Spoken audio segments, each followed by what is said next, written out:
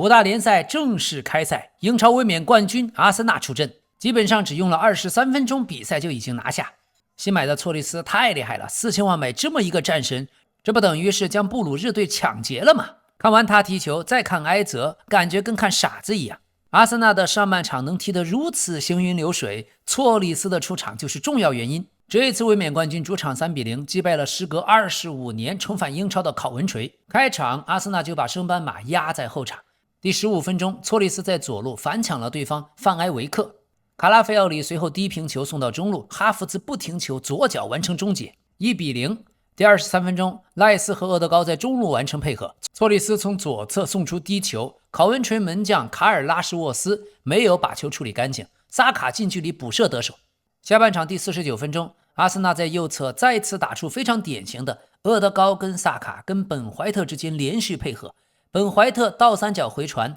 厄德高实际上没有把射门踢正，但皮球反而改变节奏，骗过了已经移动的拉什沃斯，3-0。之后阿森纳就明显进入了自己控制的模式，考文垂直到第60分钟才第一次在阿森纳的禁区内触到球。第86分钟，杰克鲁多尼拿到了客队最好的机会，但近距离头球被门神拉亚得到。这次的战术方面，阿森纳真正恐怖的不是3个进球，而是两侧进攻已经同时运转，完全打开了。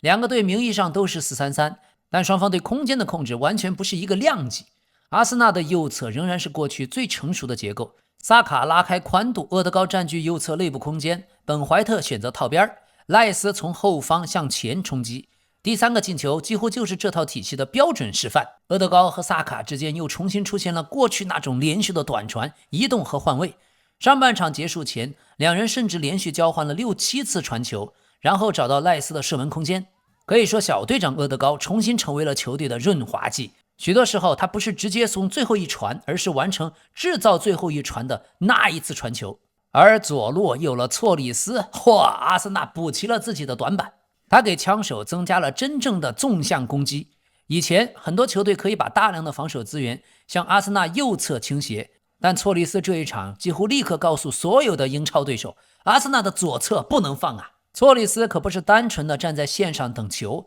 而是在高位反抢，向禁区内切，利用速度直接攻击对方边后卫，和卡拉菲奥里交换位置。他还从左侧的内部空间向中路寻找哈弗茨，无球阶段的错利斯直接压迫对方的范埃维克。这就是现代足球最讲究的反抢，第一个进球就是他的反抢制造的，第2个进球又来自他的低平球传中。所以我们非常的感叹，卫冕冠军阿森纳又如虎添翼，得到了一个非常出色的左边锋，在他身上甚至隐约能看到汉堡王过去阿扎尔的身影。他的重点不是数据，而是直接性、决策的速度和压迫，再加上卡拉菲奥里，这可不是普通的左后卫，他在阿森纳的体系中作用非常大。第一个球发生的时候，卡拉菲奥里已经处在非常靠前的位置，错利斯完成抢断，卡拉菲奥里马上接管了第2阶段的处理，随后横传送到哈弗茨。所以前2个进球带有非常明显的阿尔特塔的阿森纳印记，高位抢回球权之后不拖延，马上攻击对方防线还没有恢复的空间，快速射门，快速进球。所以阿森纳不是为了控球而控球，他们真正危险的地方在于控球压迫，丢球马上反抢，抢回来立刻纵向推进。而这里要提到大米先生赖斯的价值，他这场的位置和作用同样非常关键，他可不是单纯的只是保护后防。第2个进球是他从本方半场向前的大幅度持球推进，打开了整个空间。第3球之前又是他完成了穿透防线的向前的传递。赖斯出场约68分钟，传球成功率达到 95%， 太惊人了。而他的前插就是第2个球启动的真正原因。这意味着阿森纳的中场不是单纯的3个人横向传球，而是刘易斯·斯凯利负责稳定和连接，厄德高控制右侧内部空间，赖斯负责突然把静态的控球变成纵向冲击。那么我们也要表扬小将刘易斯·斯凯利，把他留下来太有作用了。他本场进入中场位置，完成了全场最高的76次成功传球，表现又强硬又积极，很少传丢球。他的表现已经让阿森纳球迷越来越认可，他在中场应该打主力。所以即便新援吉马良斯没有出场，阿森纳的中场完全掌握着控制力。至于兰帕德这边，他的问题首先不是阵型和战术，而是他的队员们太害怕阿森纳了。兰帕德和队长马特格奈姆斯都承认，上半场的球队有一些胆怯，中场休息他们讨论最多的就是必须更勇敢。所以到了英超，这样的比赛是一次很现实的教育，英冠层面可以被容忍的小失误，像面对阿森纳这种级别的球队会直接变成丢球。所以数据非常极端，上半场他们完全没有真正进入比赛。自2007年有统计以来，考文垂成为第一支在英超某一场比赛的上半场同时出现0次在对手禁区内触球，0次成功的铲抢。这比0-2的比分更加能说明问题和差距，并不是考文垂不跑，而是根本抢不到球，抢回来也守不住球权，想推进又过不了阿森纳第一层高位压迫，所以整支球队踢得越来越往后退，2名前锋被彻底的孤立。西姆斯直到60分钟才有一次停球，才制造了考文垂本场第一次禁区内出球。这已经不是中锋发挥的好不好了，而是球根本就运不到前场。好在下半场兰帕德做了一些修正，我们并不能因为0-3就完全忽略。兰帕德让自己的球队向前站得更主动，先后投入了维克托·托普、杰克·鲁多尼、塔伊沃·阿沃尼伊，随后古斯塔沃·哈默也出场了。鲁多尼最终得到全队最接近进球的机会，所以阿森纳的阿尔特塔仍然不满意，他觉得3-0之后不满意球队有些阶段的紧凑度。那么今天的比赛，老 K 还是要把最多的掌声献给错利斯，他和范埃维克的对位是全场最失去平衡的对位，不只是范埃维克第一个失误直接被他逼出来，之后的比赛错利斯也不断利用左侧的速度和内切，源源不断制造机会。可以说对范埃维克而言，现在根本就达不到英超的标准。还有右边的萨卡并没有疯狂盘带，但他几乎一直让对方的杰伊达席尔瓦没有办法向前。萨卡已经非常接近完全恢复到最佳身体状态，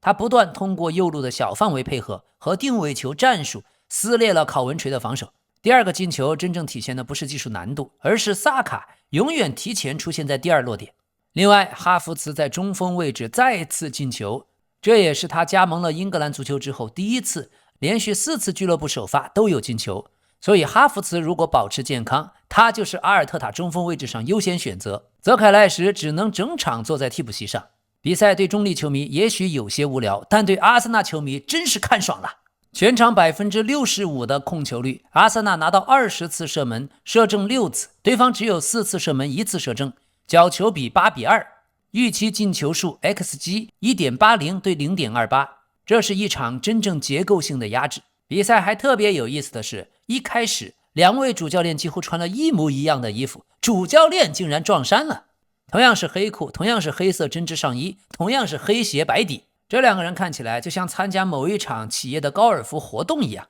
还有本场比赛也是酋长球场第一次真正以冠军身份迎接新赛季，阿森纳的球迷反复颂唱着英格兰冠军，我们知道自己是什么，这种心理层面的变化让人非常骄傲。还有不得不表扬考文垂的球迷，即使0-3了，他们仍然在为自己的球队高唱，唱着和俱乐部传奇吉米希尔有关的传统歌曲。没办法，这些人可是等了25年才能重新看到自己的球队踢英超，即使输了0-3，情绪也并不完全是愤怒。此前考文垂俱乐部客队的球票就已经全部售罄。另外，今天吉马良斯没有出场，他在社区盾比赛后右腿出现了一些问题，腹股沟区域有轻微的紧张，所以球队不准备冒险。而考文垂的哈吉奈特也因为股四头肌严重受伤，将缺阵最长约12周。上赛季他打进了17个球。今天兰帕德发现跟阿森纳的比赛刚刚适应了赖斯和他们首发的中场，结果阿森纳还能换上祖比门迪、梅里诺、埃泽、马杜埃凯，特别是苏比门迪的出场成功降低了比赛节奏，让考文垂刚刚出现的一点反扑的势头重新消失。接下来阿森纳就没有什么可担心的了。关于哈弗茨还是泽凯赖什的问题也已经有了答案，最关键他们终于可以从左右两边同时制造高质量的威胁，所以替补左边锋马丁内利怎么样，球迷们也就无所谓。简单总结，错利斯已经真正融入了球队，厄德高重新活跃起来，萨卡看起来恢复了健康，哈弗茨又能连续进球，刘易斯·斯凯利可以控制中场，替补席还有苏比门迪、梅里诺、埃泽、马杜埃凯、泽凯赖什。阿尔特塔和阿森纳真正释放出来的信息，联赛冠军谁也别跟我抢。真没想到现在看阿森纳的比赛，有几个赛季前曼城的感觉，摧枯拉朽，毫不费力。未来的对手，你想学考文垂，跟英超冠军玩对攻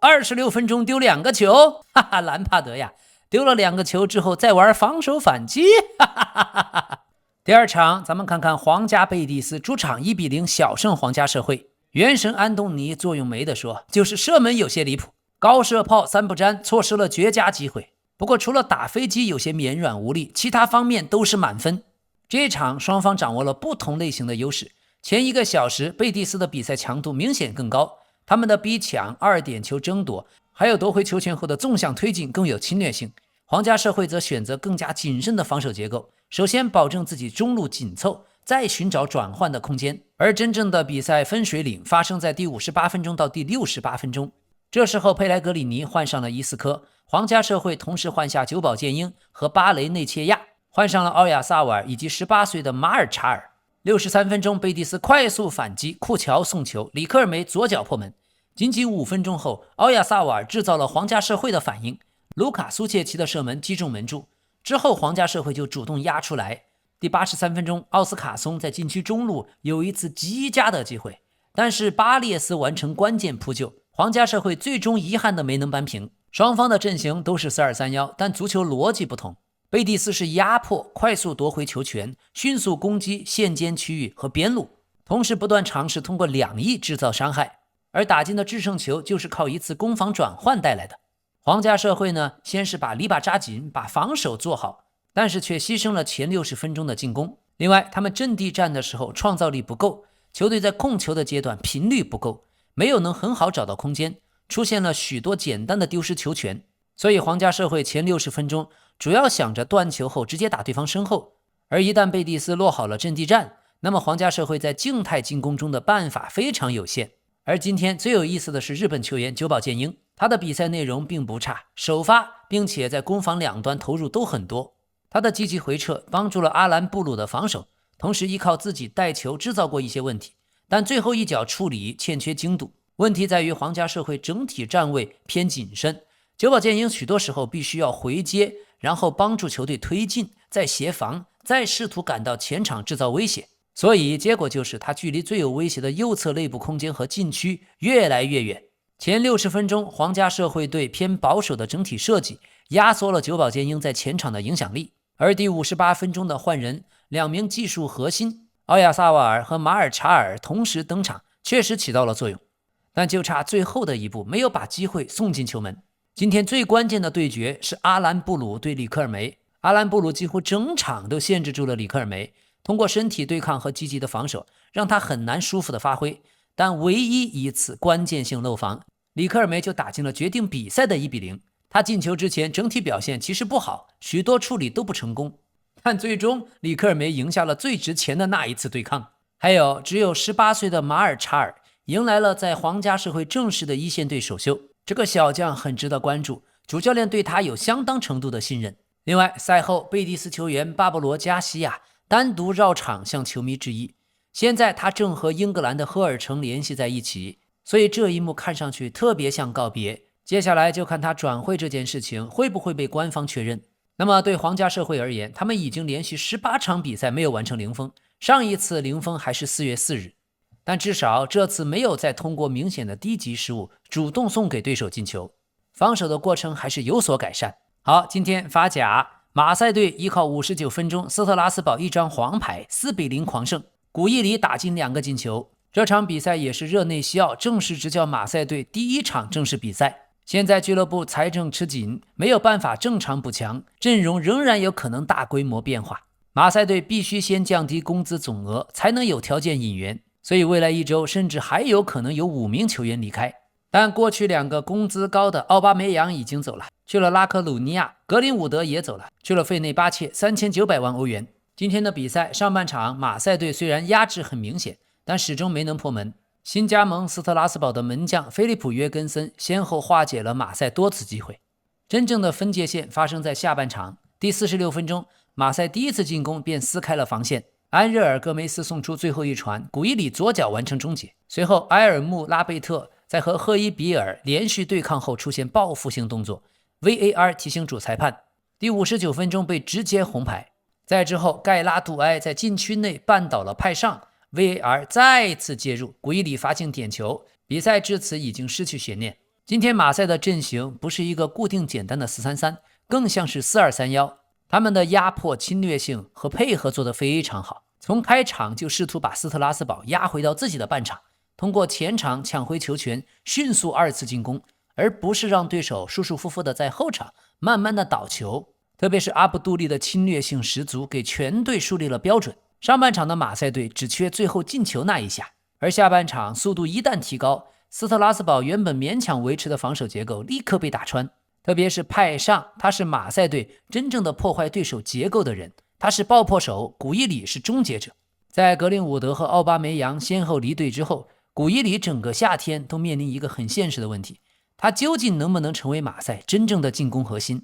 在季前赛，他的进球效率并不理想，但技术和配合能力一直不错。这一次好歹联赛首轮梅开2度，完成了最直接的回应。另外，马赛队的临时中后卫组合没有出事儿，巴列尔迪因伤缺席，所以今天能够完成零封是马赛队又一项成功。斯特拉斯堡这边就没什么好说的了，关键情绪问题。埃尔穆拉贝特因为没有必要的报复动作染红牌，球队迅速的从0-1滑向0-4。所以本赛季看来，斯特拉斯堡的情况很严峻。上半场门将还多次阻挡了对方射门，下半场少打一人后完全失去了保护。对位方面，派上对上斯特拉斯堡的盖拉杜埃，明显两人就不对称啊。派上持续的制造1对1带球推进和禁区内的威胁，杜埃则越来越被动，最终只能禁区内犯规送点球。现在看来，重建期的马赛里最不可或缺的就是派上。那么比赛虽然赢了，马赛俱乐部的美国老板麦考特继续被球员们用横幅的方式表达不满，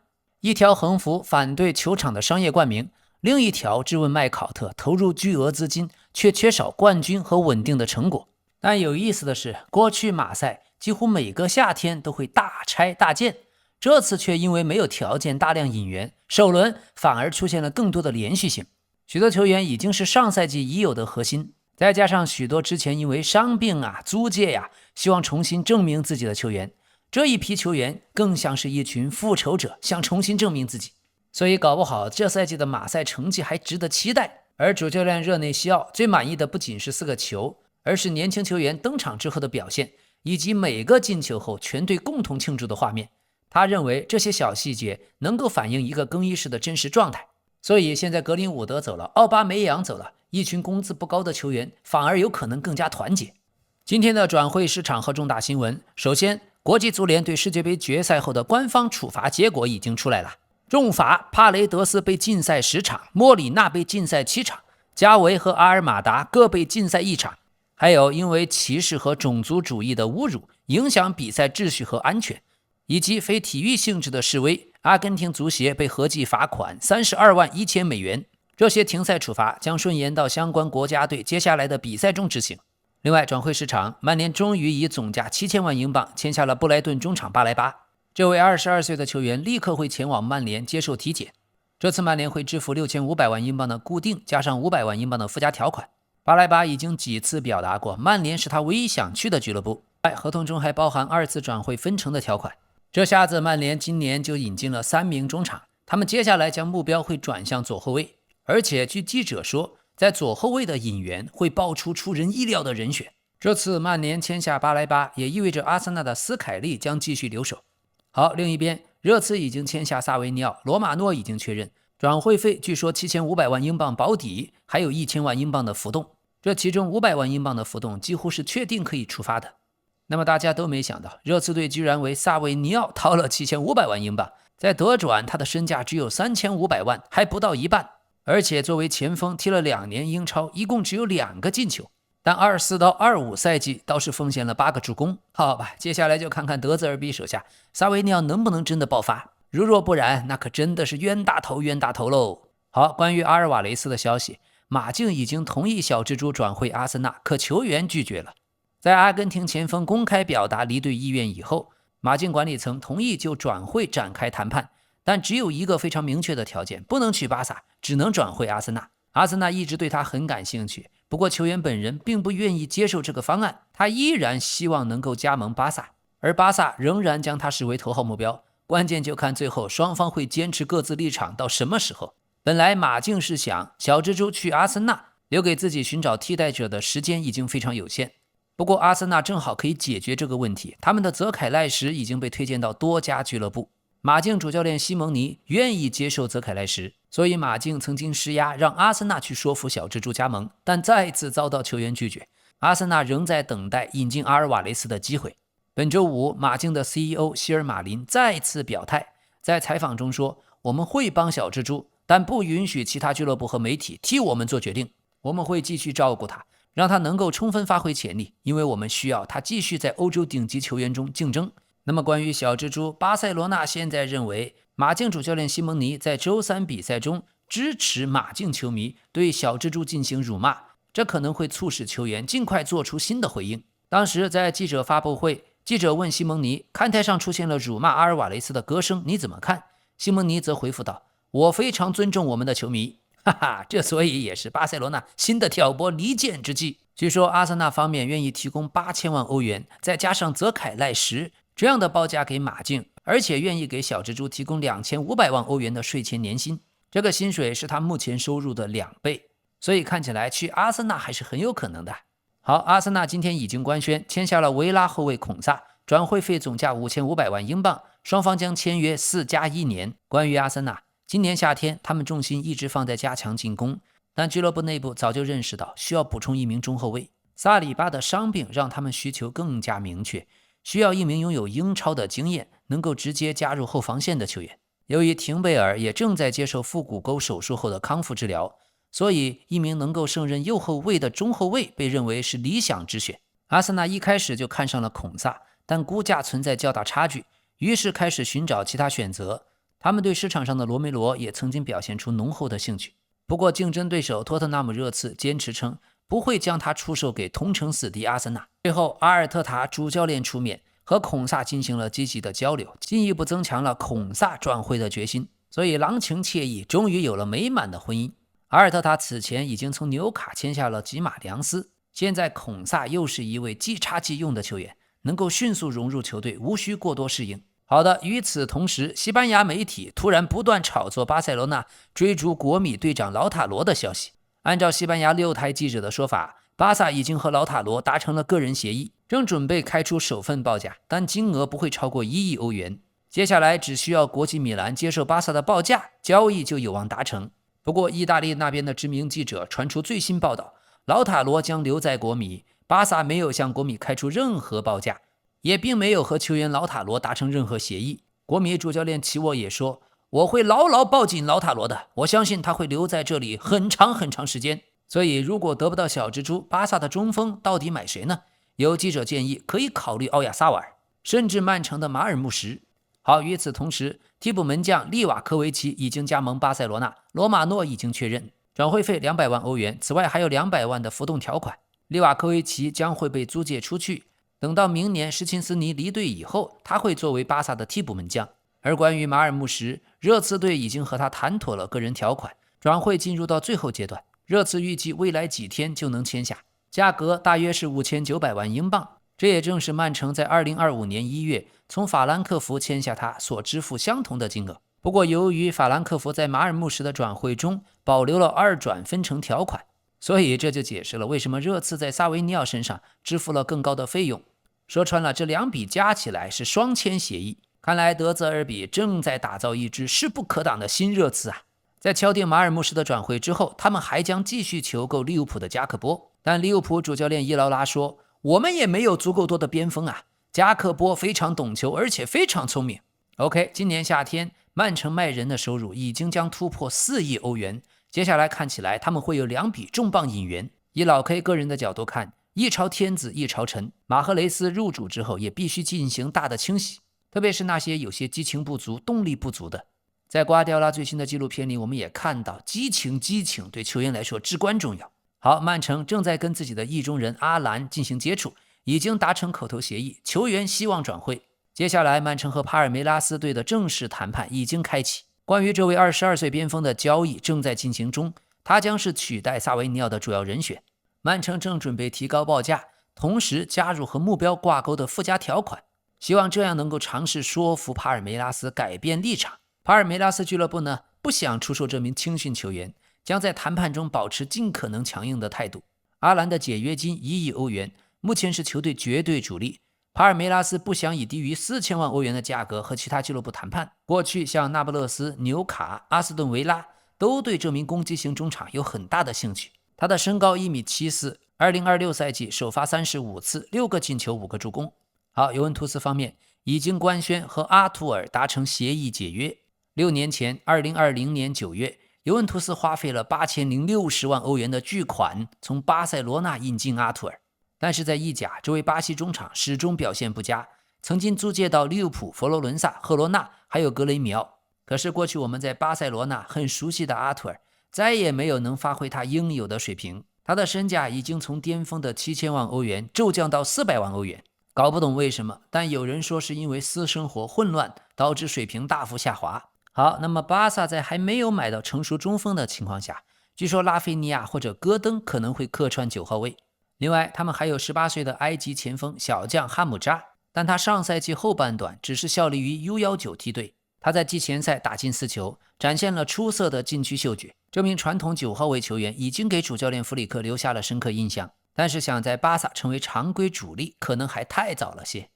好，切尔西的球员迪萨西已经和水晶宫达成租借协议，罗马诺已经确认迪萨西将接受水晶宫方面体检。2023年，他是从摩纳哥以4500万欧元转会费加盟切尔西，共计出场61次，贡献了5个球，2个助攻。最近2个赛季，这名法国中后卫先后被租借到阿斯顿维拉和西汉姆联。这次的租借，水晶宫将支付租借费用和迪萨西的薪水。好，切尔西的中场恩佐，现在曼城正在和恩佐的经纪人沟通，但还没有向切尔西提交报价。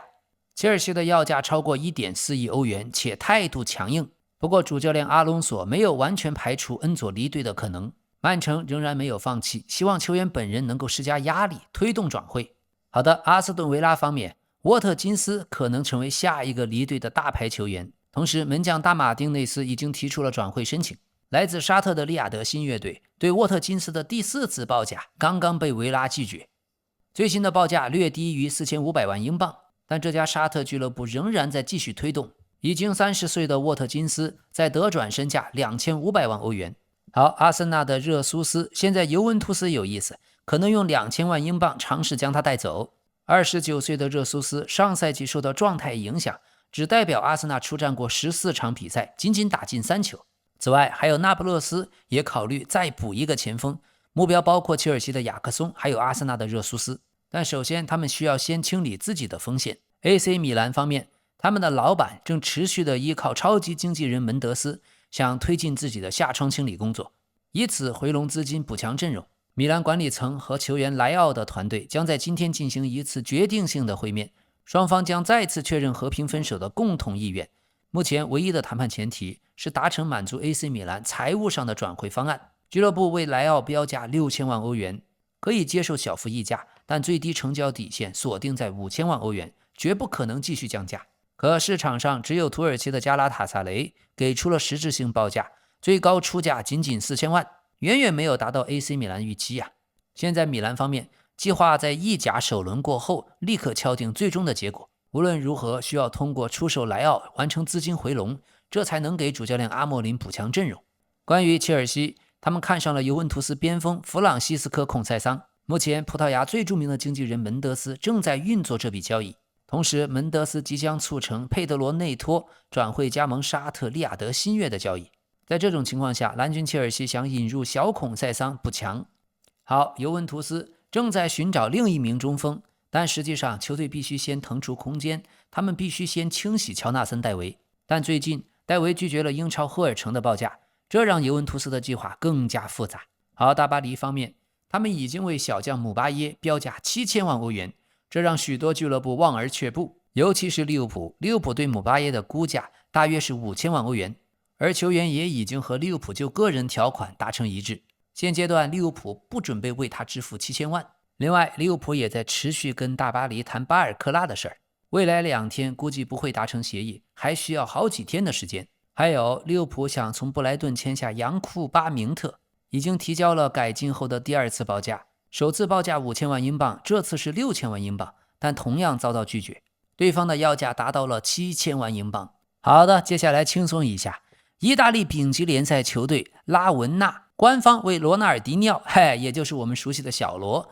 举行了亮相发布会。他在发布会收获了10号球衣。小罗是该队的小股东，这次也复出加盟了拉文纳队。